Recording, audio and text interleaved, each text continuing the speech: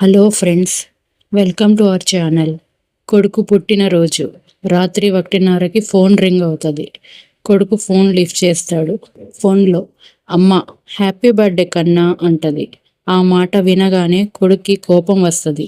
ఈ టైంలో ఫోన్ ఎందుకు చేసావు?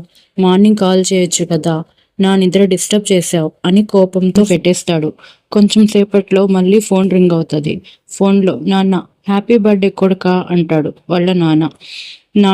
నాన్నతో ప్రేమగా మార్నింగ్ ఫోన్ చేయొచ్చు కదా నాన్న అంటాడు. నాన్న చెప్తాడు, నేను నీకు ఫోన్ చేసింది మీ అమ్మ పిచ్చిది, నీకు ఈ టైంలో ఫోన్ చేసింది అని చెప్పడానికి. మీ అమ్మ 25 సంవత్సరాల ముందే పిచ్చిదైపోయింది. తనకి డాక్టర్ ఆపరేషన్ చేయాలి అంటే తను చావడానికైనా సిద్ధపడింది, కానీ ఆపరేషన్ మాత్రం చేపించుకోలేదు. అర్ధరాత్రి 1:30కు నువ్వు పుట్టావు. సాయంత్రం 6 గంటల నుండి రాత్రి 1:30 వరకు కాన్పు నొప్పులు భరించింది. నువ్వు పుట్టగానే నొప్పులన్నీ మర్చిపోయింది. తన ఆనందానికి హద్దులు లేకుండా పోయింది. డెలివరీ అవ్వక ముందు డాక్టర్ పేపర్స్ మీద సిగ్నేచర్ చేపించుకుంది. ప్రసవం సమయంలో ఏదైనా జరిగితే మాది రెస్పాన్సిబిలిటీ కాదు అని. కానీ నీకు సంవత్సరంలో ఒక్కసారి ఫోన్ చేస్తే నేను నిద్ర డిస్టర్బ్ అయిపోయింది. నన్ను రోజు 25 సంవత్సరాల నుండి ప్రతిరోజు 1:30కు నిద్ర లేపి ఇదే మాట నాతో చెప్పొద్ది. మన బాబు ఈ టైంలో పుట్టాడండి, ఈ టైంలోనండి పుట్టింది మన బాబు అంటది. నీకు ఈ మాట చెప్దామని ఫోన్ చేశాను అని ఫోన్ పెట్టేస్తాడు వాళ్ళ నాన్న.